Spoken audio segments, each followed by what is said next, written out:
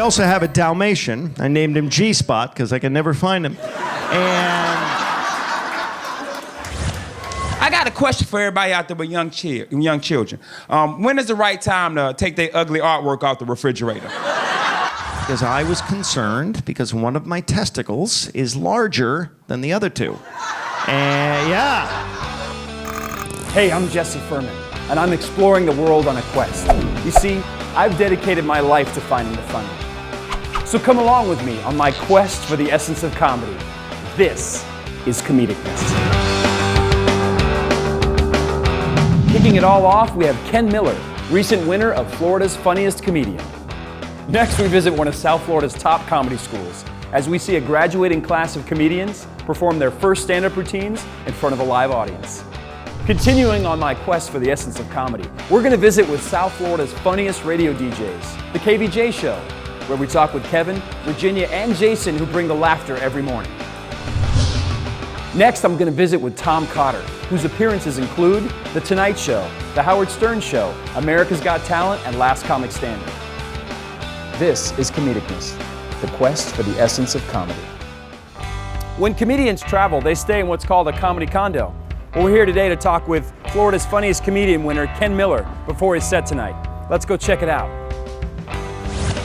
Ken, thanks so much for joining us. We really enjoyed your set Friday night. You talk about family. I'm a dad. I'm a father of two. Mm-hmm. You're a divorced father. Yes. Tell us how family is influencing your comedy set. It's just fun, period. It's stuff that comics, we get to say what you guys want to say. And I do this joke about how I tell my daughter to shut the hell up. I wish she would shut the hell up. And she comes back with saying, well, you can't tell me a wish because it ain't going to come true. Now, I live in Orlando, Florida, but I am originally from Greensboro, North Carolina. Now, thank you. Now, I had to drive from Orlando to Greensboro with 2 kids. And that's a 10-hour trip, people. 10 hours in the car with 2 children. Make you realize how much you hate kids. I started to leave my kids at a rest stop in South Carolina. But I'm scared of their mama. So we hit the road, I-4, I-95, headed north, and we start playing the daddy game. Now, mama, you may not know what the daddy game is. The daddy game is when your kids say, hey, daddy, and you say, what? And they don't say nothing back to you for 10 hours. So I thought I shut my daughter up. I thought I had something for her, zip, but no, her comeback was so good, I didn't know what to do. I-4, 95, headed north, we start playing. Hey, daddy, I turn around and say, hey, baby, what's wrong? What you want? And she ain't say nothing. We ride, she's like, hey, dad. I turn around, hey, baby, what's wrong? What you want? She ain't say nothing. Third time, ma'am, I'm pissed, I'm mad now. She's like, hey, daddy. I turn around and say, hey, man, what do you want? She said, yo, dad, chill, relax. Look, it's a rainbow. I want you to make a wish. I said, I wish you shut the hell up. Yeah. Thought I won. But you know what she said back to me? She's like, daddy, you ain't supposed to tell me your wish because it ain't gonna come true.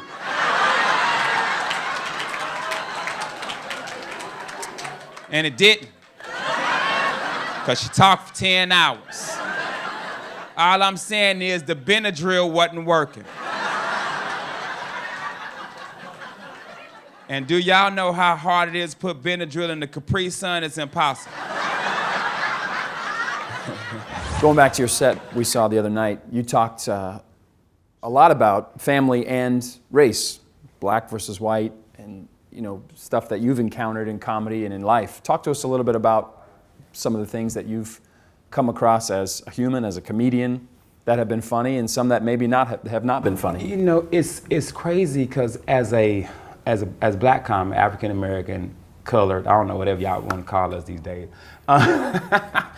It's funny because with black comics, white audience already expect us to be funny. They do. White comedians will tell you, when a black comic gets on stage, they're like, right, this guy's gonna be great, And when a white comic gets on stage, he has to fight. he has to fight for that likability, man. With me, my act is, we call it mainstream. I'm more of a mainstream black comic, which means I do white crowds, Spanish crowds, black crowds. I just, I tell a lot of young black comics, try to make your set as universal as you can. Because Tom's audiences are predominantly white, like 4 or 5 black people. So I got up there and, I let them know, hey, I'm the cool black guy. I'm like Carlton Banks. And then I do the little Carlton Banks dance, and they laugh. Ooh, man, but we're gonna have a good time, man. I just letting y'all know, I know you guys may know a lot of black people, may know some black people, man. I'm the cool. I'm Carlton Banks. So you ain't gotta worry about me doing nothing bad to you. I'm real nice, I do the dance. I'm that guy, just let you know, I'm that guy. In your opinion, Ken, tell us what comedy is to you. It's that feeling you get, man, when you got 300 plus people. And when you get up there, man, and you can get that roar of those people laughing all at one time, a room full of strangers at that, to all agree with what you just said. It's a breath of fresh air, man.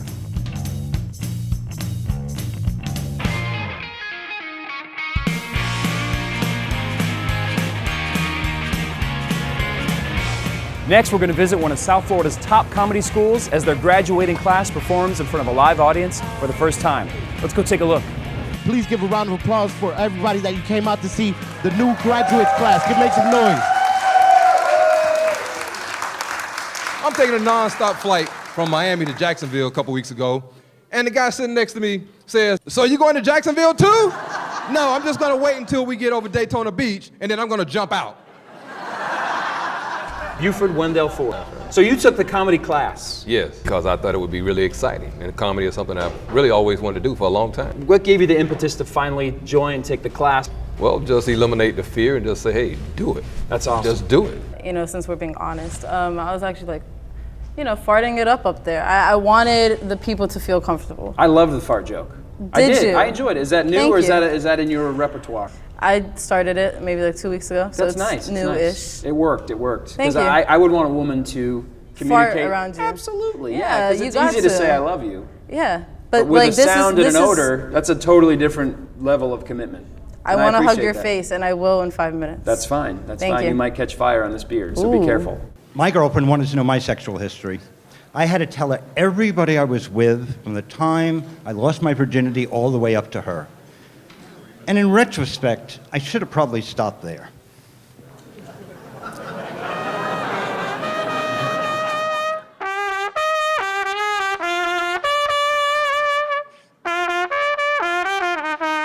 Dr. Steve, what kind of doctor are you? I'm an orthopedic surgeon. An orthopedic surgeon. Are you funny in the operating room? No, Not at all. no. I'm very awkward. Like the first time my first serious boyfriend told me I love you, I farted. So there was probably 5% of the audience were left by the time you sat down, you looked right at somebody, and you just started talking to them. Yeah. Kind of freestyled, improv. You just have to adapt, and I learn every single time I get on stage. What I'm trying to say is dating has been rough. You gotta sometimes just stay with a certain energy. I'm telling her about how depressed I am, and I'm gonna jump off a bridge and end it all. All I get in return is a text message that says, "Watching The Voice, TTYL, love mom. P.S. Don't you think you're being a little dramatic? Hashtag Team CeeLo." Fart jokes don't write themselves, that's what I'm trying to say. Yeah, man, I'm with you. What is comedy to you, Sophia? Comedy's my passion. It's my long-term goal, and I love it. It's truth, It's messing around with truth and being able to take your shitty day and turning it into maybe a smile and a fart. Get dirty.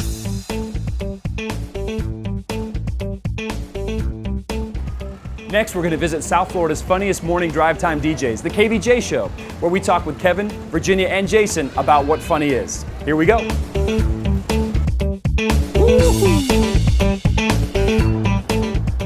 Hey guys, it's super early down here in Fort Lauderdale, Florida, and we're outside of the Coast 97.3 FM. We're going to talk with the KVJ Show, and we're going to find out what comedy's all about. Morning, guys. Hey, what's up, man? Kevin? How you doing, buddy? How we doing? I'm good, Good man. morning. Good to see you. How you been? Good, Jason. Good to see you. Good to see you. Awkward hug, awkward hug. Feels good. Beauty of the How's it show. going? Good to see you Good guys. to see you Good too. Yeah. You ready to make us laugh? Not really. We're not that funny. Okay, fair enough. Yeah, we're just getting ready to go back on the air. So if you guys want to hang out, get you some drinks. You guys need any food? You guys need anything? Virginia's got great aim. Give us a little insight on how a stunt comes to be. Well, sometimes I will be alone drinking and I will think of weird things to do and then I'll just jot them down. All right, the cinnamon challenge is on. Cheering. Okay, he's got the cinnamon in his mouth. Put it all the way towards the back of his mouth to get it down. Oh. I could say, Kevin, I want to do something on a bus, and you'll have 19 different stunts that I could do. And a lot of times it's collaborative with me and Kevin. Kevin's got a lot of great ideas. All right, here we go. As soon as you're done, It's a game of trust, and I don't trust her. Oh my God. clock has started. Oh, she got She stuck one. Go. She Oh, stuck she got two. two. 3, 4. Four. Right the buzzer. 4. She stuck 10. And we call them social experiments because we like to go out and do bizarre things to get people's reaction to see how they'll handle that. Would you like some? Oh, you're not allowed to do it? Okay. Do you work at the library? Okay, I understand. Hey, do you know where's the Civil War books section at? The Civil War section. Okay. And this last week, Virginia gave me a bikini wax as I was giving an interview. That was very painful. 2, 3. The worst stunt that I ever did was I was locked in a popcorn sarcophagus, which is basically a 6-foot tank full of popcorn. I could not leave that popcorn box until I ate all of the popcorn, which I believe was 600 gallons of popcorn. I was hospitalized for 4 days after that. I gauge it by, if I wet my pants laughing, it was a great bit. And so anything Jason does physical comedy, when he has to go do a stunt or, we're knocking him in the nards for something, or just the physical stuff for me is the funniest. I've heard a ton of performers say that you be prepared so that you can be spontaneous. And the best stuff is always the spontaneous stuff. But the show that depends upon spontaneity every single day and every single moment is not a very good show. So you have to have that base and that structure, but then you hope for that magical moment that's better than what you had planned. You bring it to ya. Knees. It's really not that awful. It's fun to watch, though. Oh, I got it down. I'm so gonna lose. Oh, jeez. You're going to lose your balance. Are you okay? How do you fall sitting? That's good. That guy is real good, isn't he? I need a chance just to get away. And if you hear me think, this is what I say. Don't need nothing but a good time.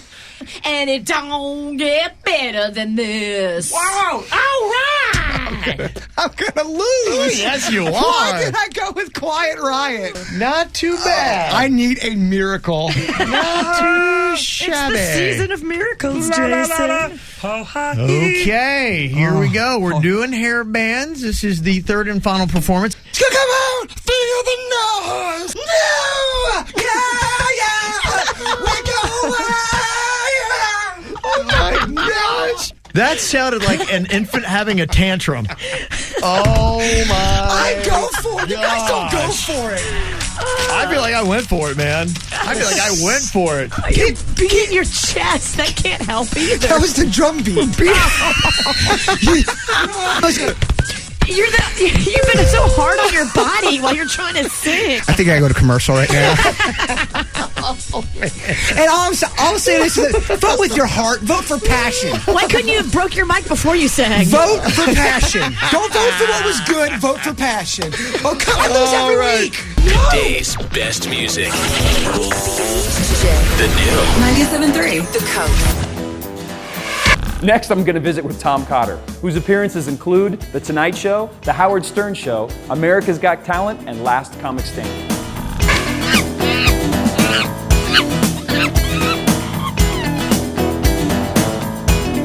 Well, how you doing, buddy? Good, good. Welcome to Florida. Thank you. I love being here. December. The old country, the ancient land. Oh, it is. It is. Yeah. Old is an understatement for South Florida. It's my favorite state because it's shaped like part of the male anatomy tinkling on Cuba. So I love coming here. And last time I was here, I went on a whale watch. I was at a Walmart in Orlando, and that was fun. And here we are. Now this is right in my wheel. I love this. This is perfect. Can you smell the regret? Can you smell the shame? I can. It's like I'm we're about home. to contribute to it. All right. I got a lot of problems. Let's get started. It's nice weather out today, isn't it? Isn't it nice out? It's kind of nice out. You're in Florida. You live in a nice place. I don't. I live in New York City because I love the smell of pee. And it is cold up there right now. I feel bad for the homeless people in New York City. And that's what we call them now, the homeless. When I was a kid, we didn't call those people homeless. What did we call them? Bums, hobos, tramps. But that wasn't sensitive enough. So now they're the homeless. And next year, outdoorsmen. I think we should try that. Field collection agents. Hygiene, impaired, professional, squeegee technicians. And I kid the homeless people because they're not here and I'm a dick. But my point is this. And I am. If I took Viagra, I would just get taller. Seriously. But that's not my point. My point is that I hate political correctness. Are you sick of political correctness, folks? Good. That'll make my set much easier. We're here with Tom Cotter. You're playing the Improv tonight. I am. In downtown, and you've been gracious enough to spend a little time with us today to talk about comedy. So let's start at the beginning, Tom. How did you get into comedy? I was the youngest of 6 kids in an Irish Catholic family, and when you're the youngest in a family of that many people, you need to lash out to get attention. So I was always acting out, and that begat the class clown, which begat the young adolescent kind of dirtbag, which led to the open micer, which led to the middle, which led to the headliner. So progress. A natural progression. That's a beautiful progression. It's like the evolution of comedy, like those old, the Cro-Magnon working his way up to standing upright. And here you are standing upright before us today. That's amazing. I just worked at a casino where they changed all the names of the games because they didn't want to offend anybody. So no longer is it blackjack. Now it's African American Jack. And no longer is it one-eyed Jack. Now he's visually impaired Jack. No longer is it poker. Now it's take her out to dinner and a movie. Talk to us about what moments where you feel like, yep, this is it. My father's approval has always been important to me. And so for years, my dad didn't really know what I did. To him, I was maybe a rodeo clown. He didn't get the stand-up comedy thing. He's very old school, World War II, all that stuff. And he's a brain surgeon, and he, all his friends are doctors and lawyers, so he would go out on the golf course and talk to these guys, and they'd say, my son, the investment banker, or my son, the doctor, or my son, the lawyer, or my son, the, scientist. And he would say, well, my son is telling jokes at the Chuckle Hut in Nebraska about his crotch in front of strangers, and that you don't have that level of pride. So he couldn't relate when I did MTV or Comedy Central because he doesn't watch those. They're not in his wheelhouse. But when I did The Tonight Show, he knew The Tonight Show because he knew Johnny Carson. Sure. So then that was big to me, for me to get to that. And I didn't get to do it under Carson, I did it under Leno, but still it was The Tonight Show and that was fun. And then I think America's Got Talent would probably be the next big thing because that was 20 million people watching. Wow. And it was, it was beyond my expectations. No comic had ever gone past the quarterfinals until the year Howard Stern got on, which luckily was my year. So right. I did come in second to a dog act, which was very depressing. But They're awesome. They're going to be on the next show, by the way. Good. They're going to be our feature act on show too. So I wanted to get you ahead of them now. I didn't want to hurt your feelings. So. In my defense, they got their puppy treats from Lance Armstrong, so I think it'll come out soon. It's a shame. I was the top human finisher that year. I like to say that. I did 3 reality shows on NBC. I was on Last Comic Standing, and I was on America's Got Talent, and I had a small part on To Catch a Predator. I don't want to talk about it, but anyway. In America's Got Talent, my year, I thought the Earth Harp guy, this guy played an enormous Earth Harp. I thought he was going to win the whole thing. And if he didn't win, I thought the Sand Artist guy, the guy with 2 stories in the sand, was going to win, which is why I showed up at the finals with wire cutters and a leaf blower. But what I should have had was poison puppy treats, because if you don't know, I lost to a dog act in front of 20 million people, everybody. I lost to creatures that had no idea they were even in a competition. That's who beat me. Toilet drinkers beat me, everybody. Butt sniffers. Not only did they win the entire $1 million prize, they can lick themselves. So they win on every level. And I am in the comedy corner. Now, it was great. I enjoyed being on the show, and they were wonderful. In my defense, they got their puppy treats from Lance Armstrong. You should know that. And I'm a little bitter. People think I went out that night after I lost and went out and just randomly started kicking dogs. And I love dogs. How has America's Got Talent changed you financially, being recognized on the street? What were the differences? Was there a day or a week later where you went, holy shit, my life has changed? Did you feel that? The first episode that aired, the first few episodes are pre-recorded. So we filmed it in March, and you don't know how they're going to edit it. You know, I knew from Last Comic Standing, they can make you or they can break you in editing. Editing can cripple you.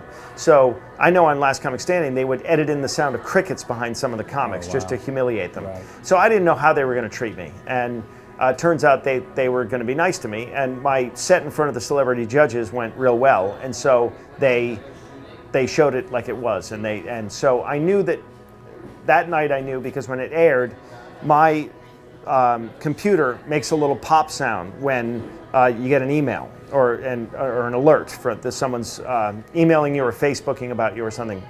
And my computer just all of a sudden started sounding like popcorn, like you were popping. It was like pop, pop, pop, pop, pop, pop, pop, pop. And Carrie and I looked at each other and we were like, what's going on here? And then the phone rang off the hook, just crazy that night. And that was just the first episode I was on. And then after that, you know, more and more people got invested in the show, and so many people watched that. It's unfair because it's up against reruns during the summer, so the ratings are through the roof. Right. And then you add Howard Stern, and the ratings spike even more. And he was in your corner. He was behind you. Yeah, he was unbelievably nice to me. And so Howie Mandel was another judge, and he's a comic. So it was just perfect storm of where I was at the time and everything. Because Pierce Morgan was the judge before Howard Stern, and he hated comics. Okay. And he was this snobby British guy who didn't get American comics, so he would, not only would he not advance your career, he would set it back by saying things like, you're not funny, you're not original, I didn't find myself laughing once at you, and I'd be damned if I was going to let him throw me under the bus on national television. But when I heard he was leaving and Howard's coming in, that's when I said, all right, I'm going to go out for this show this year, and it all worked out. So then, you know, you get to the quarterfinals and you're building a bigger audience, and now they're all kind of following you, and the audience at home hooks their wagon to whoever they like. And so I had a bunch of people on board and all the way to the end. And, you know, then this year I went back on the show twice, and it's just what a blessing. At my point in my career, because I'm no spring chicken at this and I've been at it for 25 years, to have this happen now was such an unbelievable, and I hate to use the word blessing because it's trite, but I really feel lucky. I feel like I stepped in unicorn shit. I'm falling apart. Can I bitch about that for me? I have allergies. Clap if you have allergies. Anybody have allergies? Sir, have you had them your whole life, or did you get them later on? I get them in the last 4 years, and now I have to take this allergy medicine every day called Ritalin. Are you on that? Because apparently I'm allergic to reality. I am a mess. I'm a wreck. I haven't been sleeping with anybody. And if you have trouble falling asleep, people give you the stupidest advice, don't they? Try counting sheep. Well, I'm originally from West Virginia, so that just kind of gets me aroused. And some people say drink warm milk. Well, who's going to let me breastfeed? You know what I mean? Seriously, who? Anybody? No? That's awkward. I've been irregular lately. That's constipated. Am I opening up too much to you people? The other night, first time in my life, I took an overnight laxative. Sir, have you ever taken an overnight laxative? Unbelievable product, my friend. Took it at midnight. 7 a.m. had the most incredible movement. The tragedy is, I didn't wake up till 8 a.m.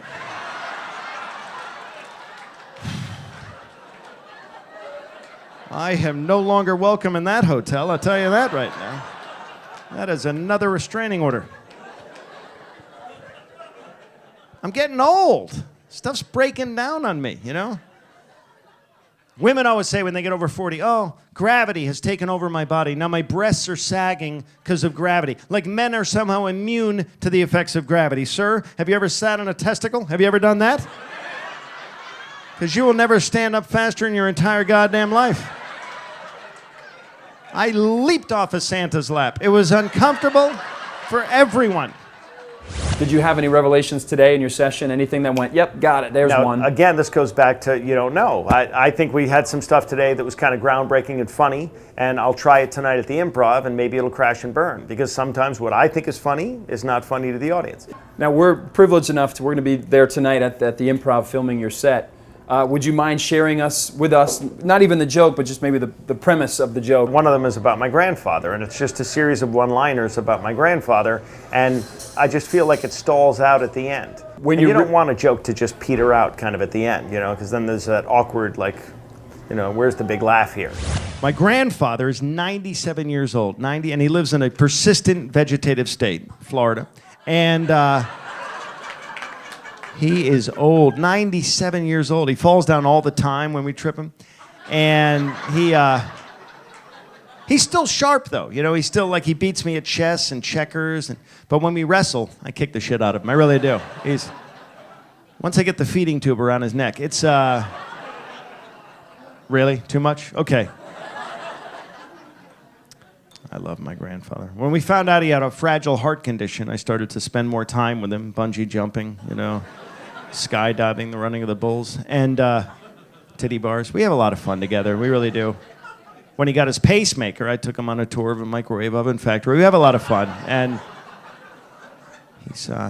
he thinks we're after his money, and we actually want him to pass away so we can get our inheritance, and that's offensive to me. I check up on him all the time at 3 in the morning wearing a cloak and carrying a sickle, and he was lonely last year. He wanted a pet, so I got him a vulture. And he's old. I help him out. I shovel for him. I dug him a nice grave. He won't take the hint.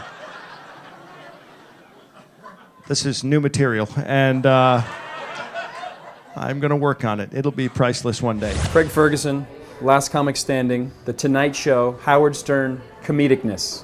I mean, right? Can you see I see the logical progression. Can you see the gradual, right? I remember in the quarterfinals, I'm not a religious guy, but I prayed. I got on my knees and I said, God, I don't care if I win or lose. Just please let me be in the corner of a loud Irish bar being interviewed by Jesse for a pilot. And look, I'm saying dreams come true. That's all I'm saying. I mean, if you look up blessing, set your goals. This is it, Tom. This is it right here. This is it. I don't know where else I can go. I could die tomorrow and be happy. It's the coup de grace of comedy right here. Tell all your friends. The triple crown. You always say you want to do Leno, you want to do Ferguson, and you want to do comicness. Or comedicness. Either one. Comedicness. You can do either show. Comicness. Comicness. Not as funny as comedicness. Now for that joke. Yes, not nearly as funny. So we appreciate you coming out here to beautiful O'Shea's in downtown West Palm. Love it. Love yes, what you've even done the lightsaber sounds and it's beautiful. The clinking glasses and the dishes has been very, very. If you concentrate, you can smell the vomit that has been in this room many times. Because it's an Irish bar. I thought that's what it was. Yeah, there's a lot of regret in that corner over there too. There is. That's a lot of shame. There's a lot of shame on this bar. Shame is in the right front. here. Regret is on the side over here. Yeah. Actually, I don't know if you noticed. I wonder who was sitting here last night. Hold on a sec. Susan, and she had Italian. Oh, that's awesome. Yeah. Whoever sits in this stool gets their coccyx and their kidney and a lot of hemorrhoids. I know that. Can you hear? Are you picking up the sound of this? I am. I'm feeling it. It's pretty sweet. That's We're going to get a good. bigger prop budget for this. That's a nice stool sample. We're going to check out your set tonight. And you mind playing some darts? I would love to throw sharp objects in a bar. Let's do that. So what is comedicness? What really is the essence of comedy? Comedy is kind of just seeing regular life and putting a twist on it. A lot of times it's unexpected. It's a breath of fresh air. Comedy to me is finding joy in life over the crappiest things. Not afraid to take chances, and I think that's the key to comedy, not being afraid to take a chance. It's chemistry, it's gelling. Some of our best stuff is, stuff that doesn't even happen planned. To me, comedy is family, friends, and the unexpected. But the real question is, what makes you laugh? What is comedicness to you? The sun shines bright as it moves across my face. I feel the light and everything is in its place. Oh, I woke up feeling great. Today was made for me. And life is good the way it should, the way it